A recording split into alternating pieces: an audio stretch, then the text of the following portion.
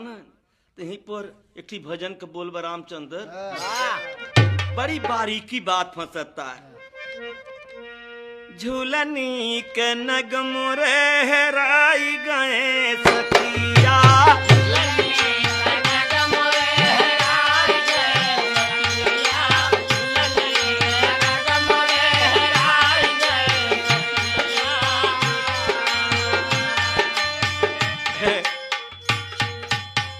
रामचंद्र झूलनी के नक समझत है न,